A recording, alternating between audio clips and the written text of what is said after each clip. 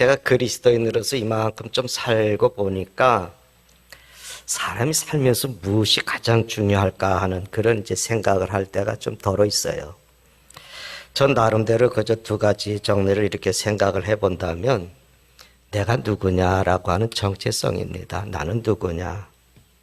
그래서 내가 누군지를 좀 알아야 내 인생에 좀 가치 있고 보람 있는 그런 삶을 살아갈 수 있고 더군다나 사명자로, 그렇죠? 저는 목사니까 목사의 일을 제대로 해갈 수 있는 그 사명자의 삶을 살 수 있지 않겠습니까? 또 다른 하나는 이런 생각을 해요. 사랑을 하고 사랑을 받는 것이 참 중요하구나. 내가 하나님을 사랑하고 내가 하나님의 사랑을 받고 내가 가족을 사랑하고 가족의 사랑을 받고 또 목사로서는 성도들을 내가 사랑을 하고 성도들의 내가 사랑을 받고 그런 삶을 살아간다고 하는 것이 참 행복이 아니겠느냐라고 하는 그런 이제 말씀을 생각을 해보면서 그 중에 제일은 사랑이니라 이 말씀을 또 마음에 새기게 돼요. 여러분 어떤 도시인이 그저 복잡한 도시 생활의 피곤을 느껴서 자기 재산을 다 처분을 하고 한적한 시골에 좋은 주택이 딸린 농장을 좀 마련을 했습니다. 그리고 이제 마치 시골의 상쾌한 공기를 이제 가슴에 이렇게 들어 마시면서 그래 이게 사람 사는 거지. 그 웰빙이라고 그러지 않습니까? 이게 사람 사는 거야 라고 하면서 굉장히 만족해 했어요. 근데 어느 날 차 소리가 나서 밖에 보니까 한 분이 방문을 했는데 거기서 가장 가까운데 한 10리 정도 떨어져 있는 가장 가까운데 사는 이웃 농부였어요. 도시에서 사람이 이사 왔다는 소식을 듣고 인사자 틀렸다고 하면서 그냥 낡은 자루, 큰 자루 2개를 이렇게 내려놓고 마땅히 드릴 게 없어서 이거라도 드리려고 합니다. 그러고는 이제 몇 마디 대화를 주고받고 그분은 갔습니다. 그분이 떠난 다음에 또 그 농부가 떠난 다음에 이 도시 사람이 그 푸대를 열어보니까 아주 깡마른 옥수수하고 깡마른 밀이 이렇게 가득이 들어있었어요. 뭐 늘 도시 사람들 선물은 어떻게 받습니까? 저 예쁘게 포장되어 있는 선물도 받잖아요.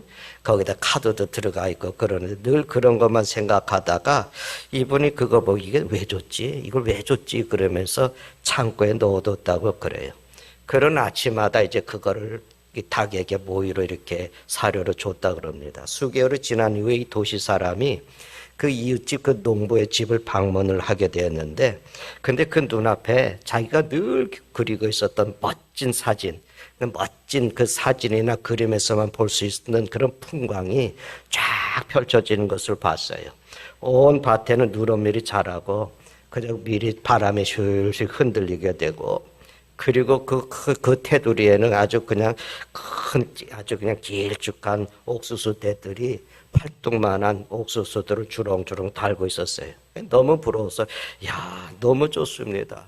나도 이런 농장을 좀 가꾸고 싶은데 제 농장에는 아직 풀밖에 없습니다. 그랬더니 그 말을 듣던 농부가 의아한 눈길로 그분을 도시인을 쳐다보면서 아니, 제가 지난번에 드렸던 씨앗은 다 어떻게 하셨어요? 그리고 질문했더니 이분이 그게 씨앗입니까? 그렇게 내가 사료로 다 썼는데 그렇게 얘기하더라는 겁니다.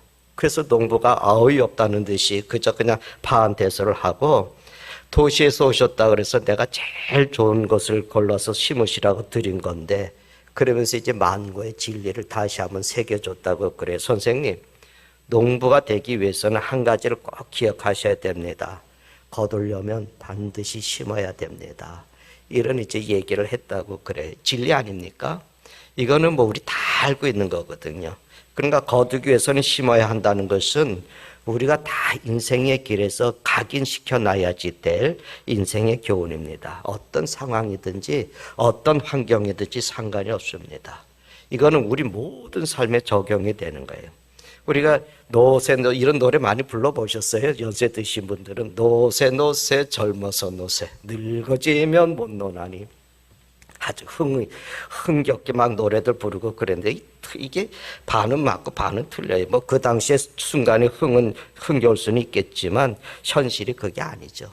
젊어서 그렇게 놀면 늙어서 노는 건 고사하고 살아갈 여유도 없게 되는 거예요. 학교 다닐 때에 자신의 최선을 다해서 공부하지 않으면 편안할 수도 없고, 여러분 또 그냥 그 순간은 편안하겠죠. 그때는 또 그냥 쉽게 살아가는 것 같고 자유로운 것 같지만 10년이 지나고 20년 후에는 여러분 자기가 거둘 만한 것은 거둘 수가 없게 됩니다. 태신자를 우리가 전도를 준비하고 있는데 전도도 마찬가지죠.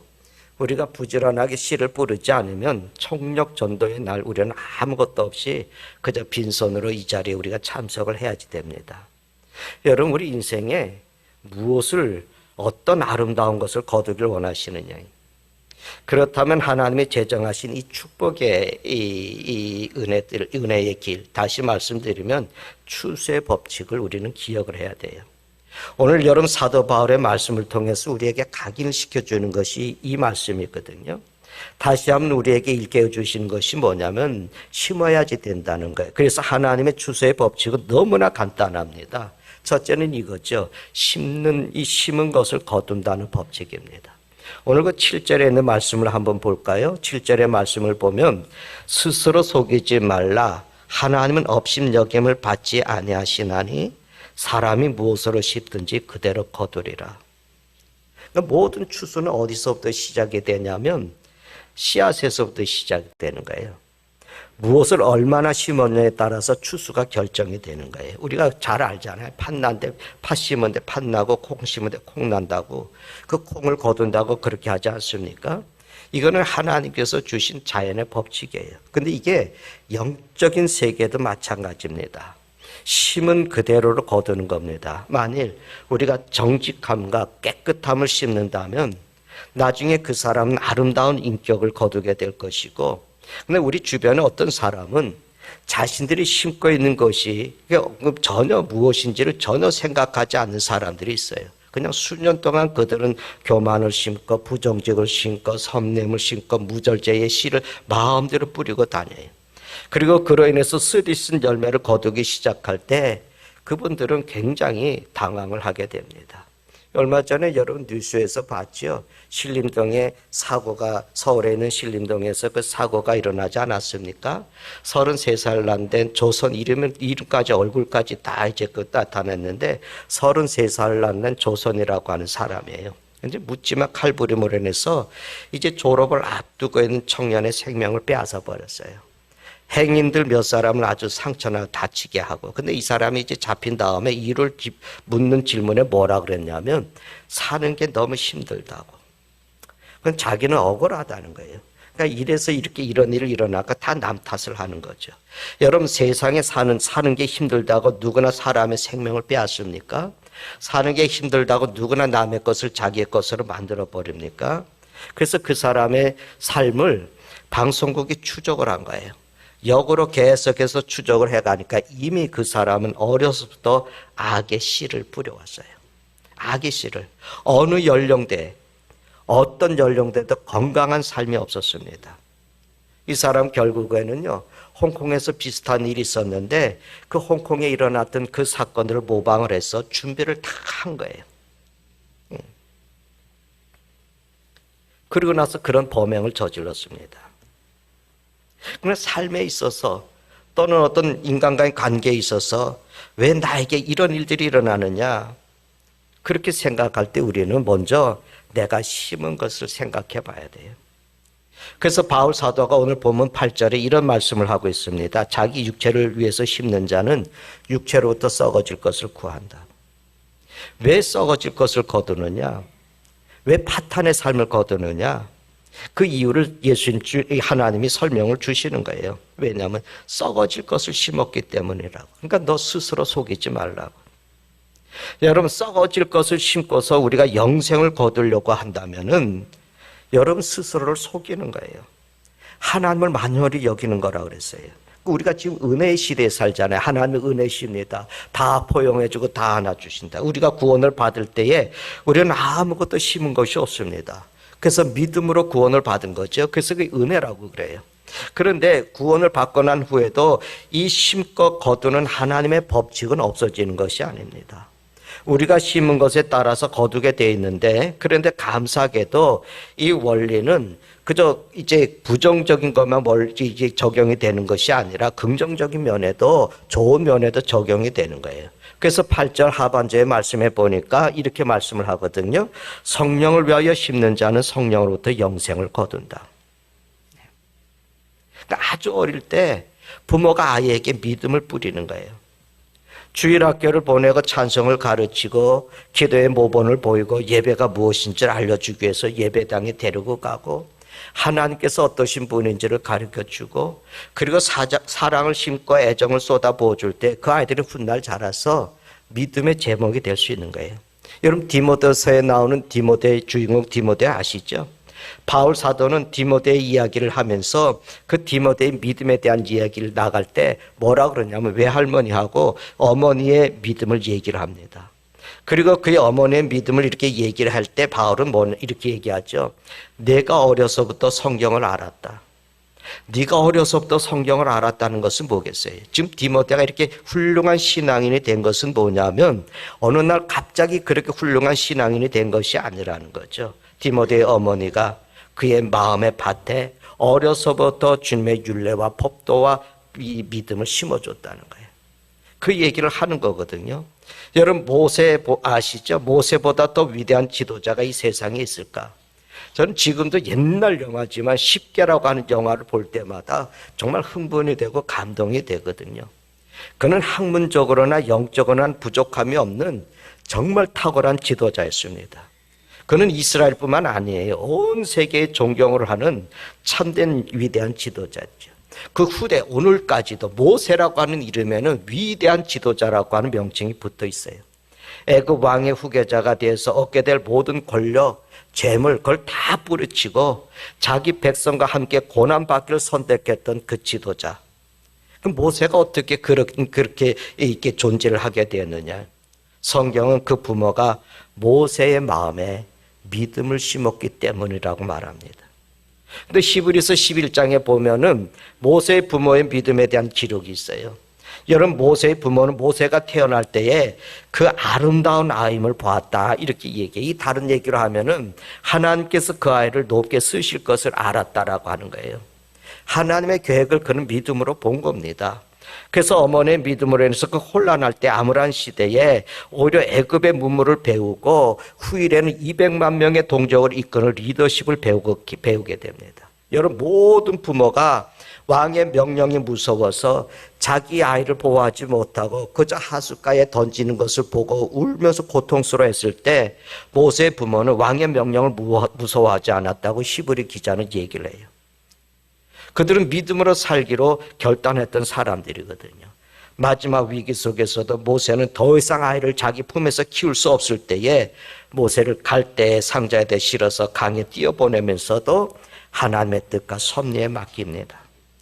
하나님은 그 크신 섭리 속에서 애굽의 공주의 양자가 되게 하고 그의 신분을 보호해 주시고 그리고 그 어머니 자기를 낳은 친모 품에서 영적인 훈련을 받게 했습니다. 여러분 세상의 지식과 영적인 능력을 갖춘 사람, 그 위대한 지도자 모세가요 이 세상에 태어난 거예요. 그렇게 태어난 거예요. 저희 어머님은 제가 어릴 때부터 늘 저를 안으시고 찬송을 부르셨거든요. 그래서 전 초등학교 입학하기도 전에 아마 대부분 교회에서 불렀던 그 예배에 잘 부르는 찬양들 있지 않습니까? 그 대부분의 찬양들을 대부분 다 암기해서 부를 수가 있어요. 자다가 깨어나 보면은 어머니는 그저 한 방 구석에서 그저 계속해서 기도하고 계셨어요. 제가 살면서 제 어머님이 제 앞에서 누구의 흉을 보신 적도 한 번도 들어본 적이 없어요. 그저 그냥 쌀자루에 쌀을 퍼서 남 주려고 하는 생각을 하셨고, 심지어는 저희 선친이 세상을 떠나시고 나서 그때 이제 교회가 이제 재정적으로 많이 이제 어려움을 당하고 있을 때, 그리고 이제 교인들이 교회가 어려우니까 우리가 사업을 해서 교회를 돕자 하고 사업을 하다가 그 사업이 무너졌는데 많은 시험들이 있으니까 당신이 그 큰 집을 처분하시고 자기는 그냥 작은 학교방 하나 얻어서 자리를 옮기시고 그 돈을 다 나눠주라고 교회에 드렸어요.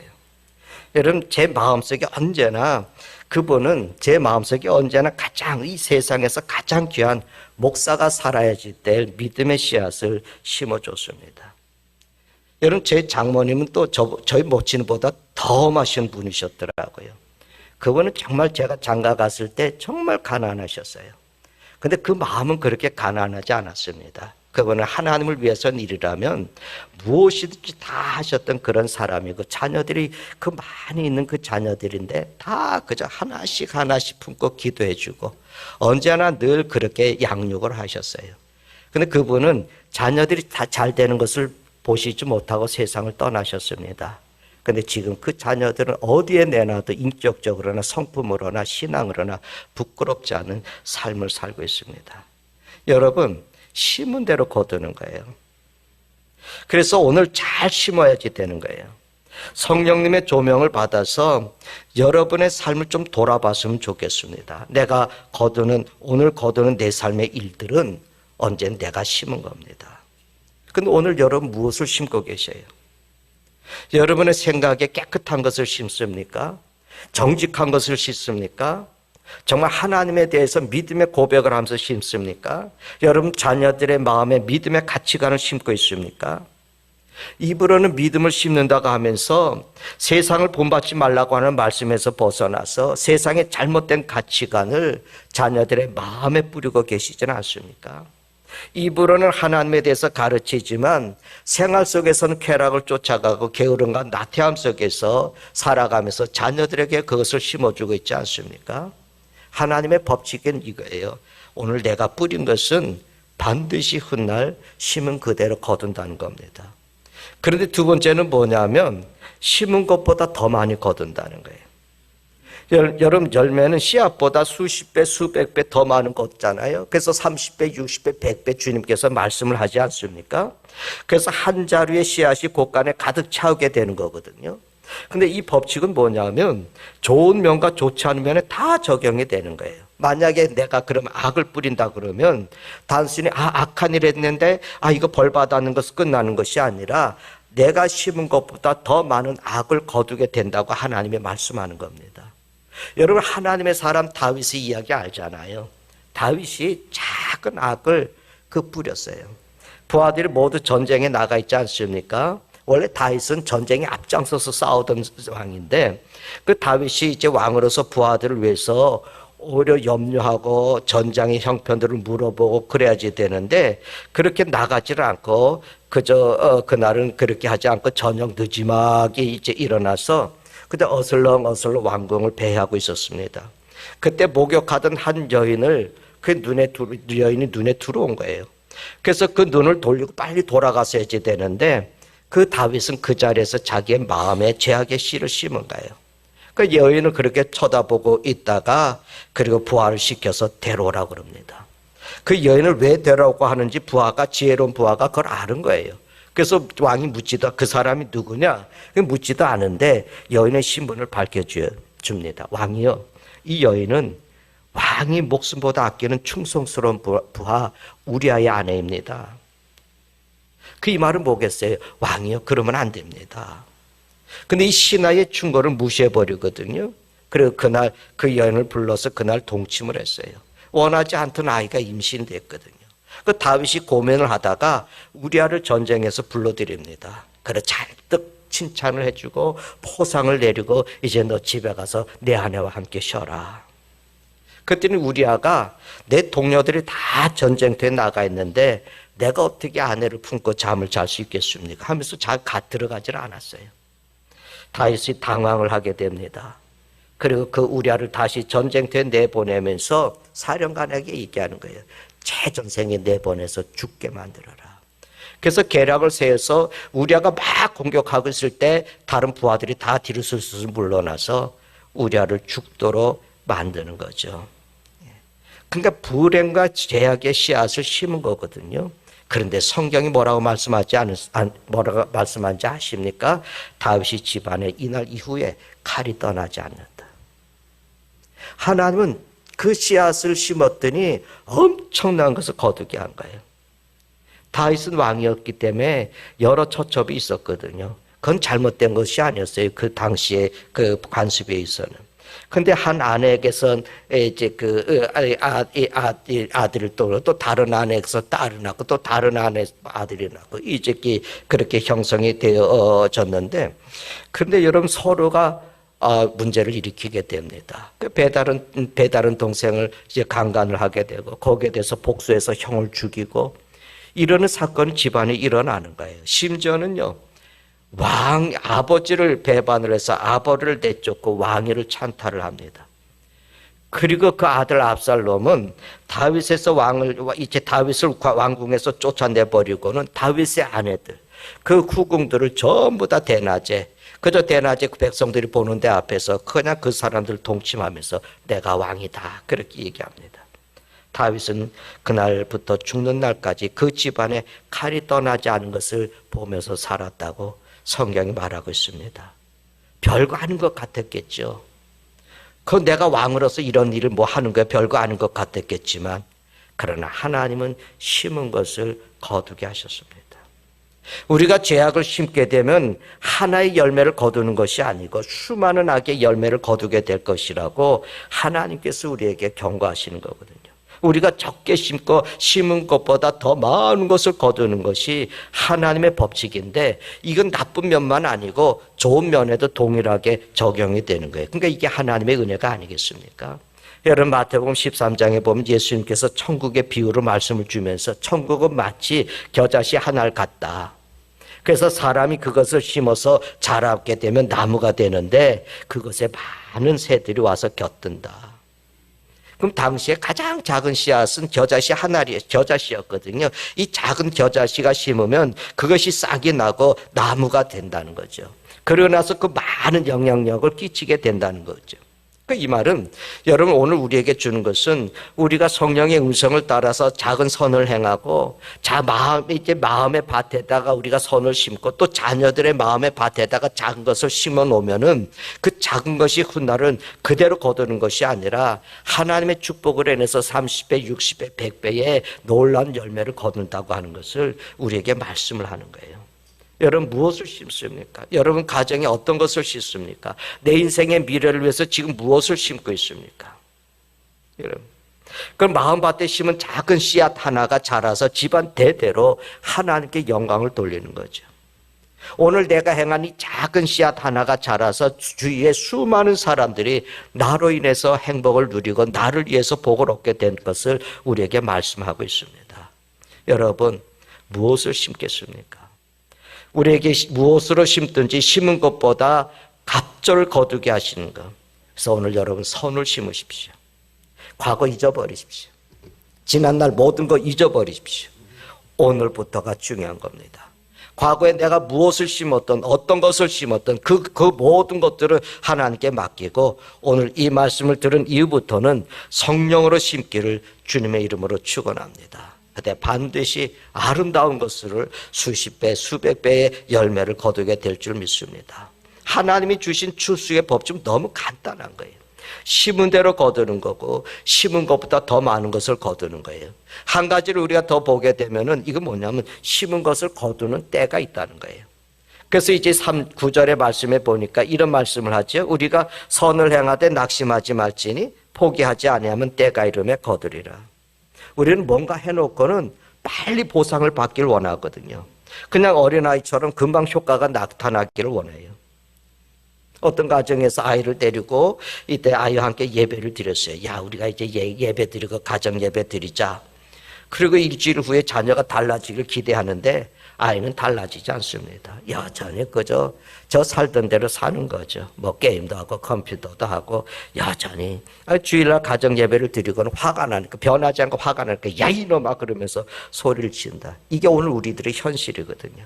그러나 이 세상에 그런 마술 같은 씨앗은 존재하지 않잖아요. 여러분 동화의 미키와 콩나물인가? 심었더니 막 자라고 하늘까지 닿았던 그런 동화에나 있는 얘기지 어떤 씨앗도 하룻밤 사이에 자라는 법은 없습니다. 하물며 여러분 영적인 씨앗이 그렇게 자라겠습니까? 그래서 하나님께서 말씀하시는 거예요. 우리가 선을 행하되 포기하지 말자. 낙심하지 말자. 여러분 금방 뭐 결과가 나타나면 왜 우리가 포기하고 낙심을 하겠습니까? 심어놓고 결과가 금방 나타나지 않으니까 그냥 중간에 포기해버리고 낙심을 해버리는 거 아니겠어요? 그래서 하나님은 말씀하시는 겁니다. 우리가 선을 행하고 낙심하지 말아야 된다. 농부들은 이 원리에 맞춰서 인생을 살잖아요. 저는 잊어버리지 않는 사건이 우리 박 장로님이 겨울에 그 펜지라고 하는 꽃을 심은 사건이에요. 제 생각에는 이거 마음 상하겠다. 저는 그 잊어버리지가 않아요. 난 겨울에 씨앗 뿌리는 꽃 심는 사람 난 처음 봤거든. 난생 처음. 처음 봤어요, 겨울에. 근데 물을 또 매일 주시는 거예요. 근데 그것도 마음 상할까가 말도 못하고. 그럼 매일 물을 주는 거예요. 근데 어느 날 아침에 오는데 그날 꽁꽁 추운 날, 그 저녁에 물을 주고 가셨는지 그냥 얼음이 쫙 그 화단에 그냥 얼음이 탁 있고 펜지가 이러고 있는 거예요. 야, 이거 죽었다. 이제 큰일 났다.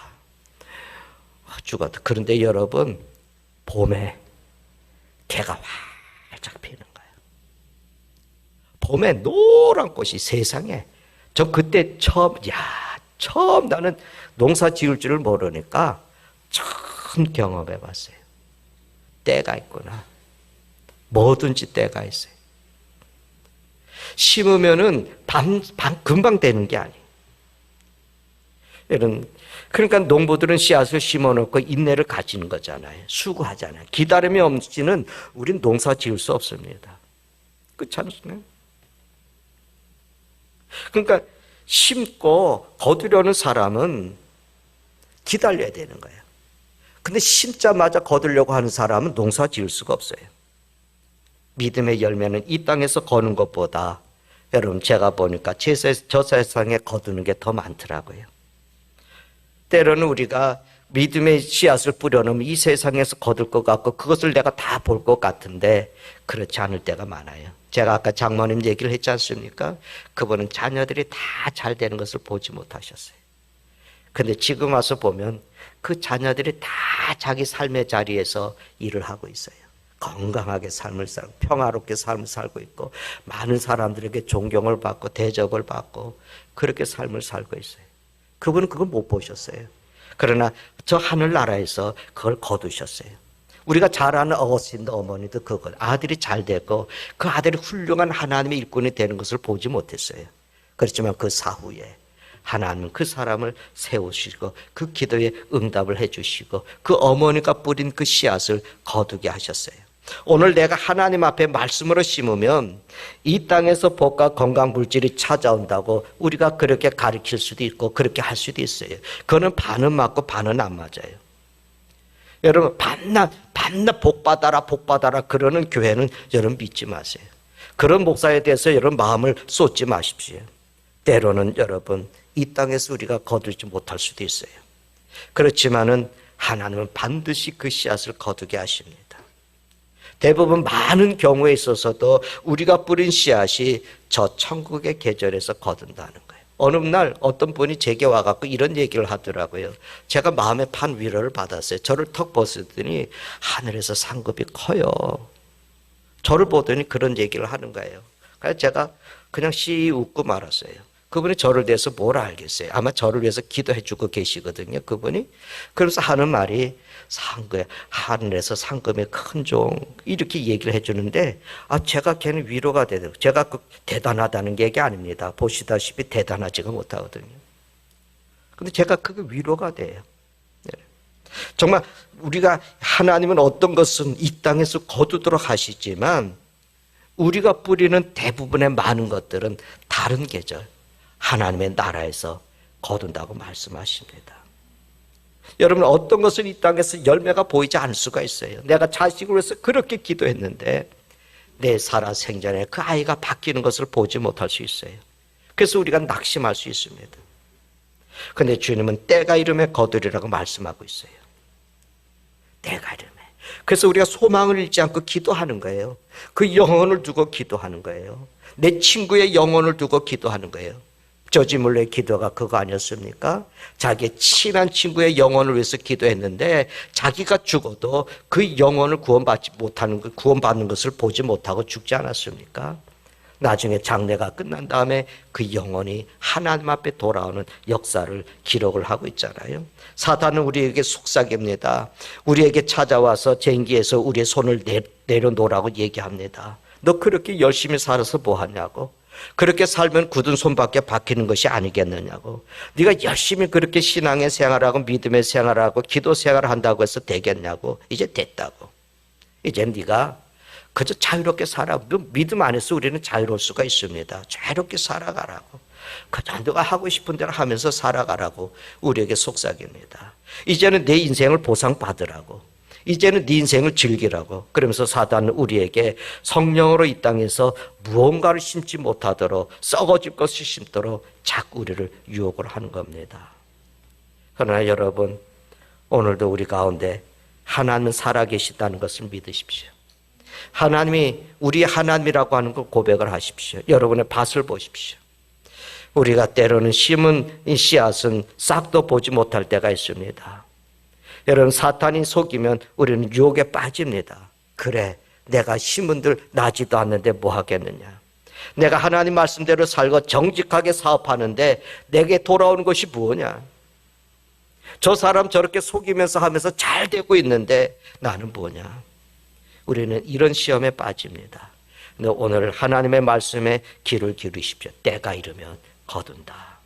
때가 이르면 거둔다. 하나님은 약속하십니다. 우리가 믿음의 삶을 살기 위해서 애쓰는 이 모든 것은 반드시 거둘 날이 온다는 거예요. 우리가 믿음으로 오늘 하루를 살면 천국에 들어가는 날 두 팔 가득 열매를 안고 기쁨으로 우리는 주님을 맞이하게 될 겁니다. 하나님이 약속해 주신 거예요. 여러분, 오늘의 삶을 믿음으로 심으십시다. 그래서 여러분, 몇 가지 제안의 말씀을 드린다면 어떤 반대에도 불구하고 올바른 결정을 내리세요. 부정과 속임수, 정직과 부정직 사이에서 어떤 반대가 오더라도 언제나 올바른 결정을 내리세요. 그리고 어떤 유혹이 찾아와도 올바른 행동을 하세요. 바르게 사세요. 하나님 앞에 죄가 되는 일은 결코 저지르지 마세요. 내가 어떻게 하나님 앞에서 죄를 짓겠습니까? 요셉의 말을 기억을 하십시오. 그리고 우리가 마지막 사명자라고, 나는 사명자라고 하는, 또는 나는 예수 그리스도의 증인이라고 하는, 전도자라고 하는 사명을 가지고 내가 이 땅에 태어난 사람이라는 것을 확신을 하십시오. 구원받은 모든 사람들은 하나님의 사자고 하나님의 증인입니다. 우리가 이제 태신자주의를 10주일 안 두고 있지 않습니까? 제가 보니까 우리 교인들의 30%만 적어냈어요.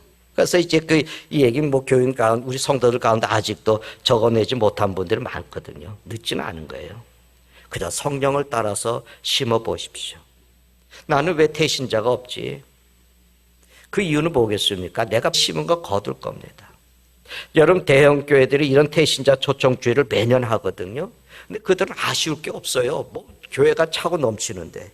그런데 보면 어떻게 보면은 작은 교회들이 그 일을 더 많이 해야 되지 않겠습니까? 근데 여러 가지 형편에서 이게 잘 안 돼요. 쉽지 않은 재정이 많이 들어가고 있거든요.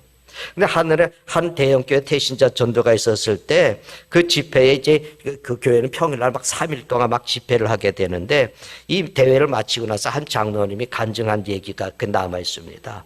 그분이 80명을 데리고 왔대요.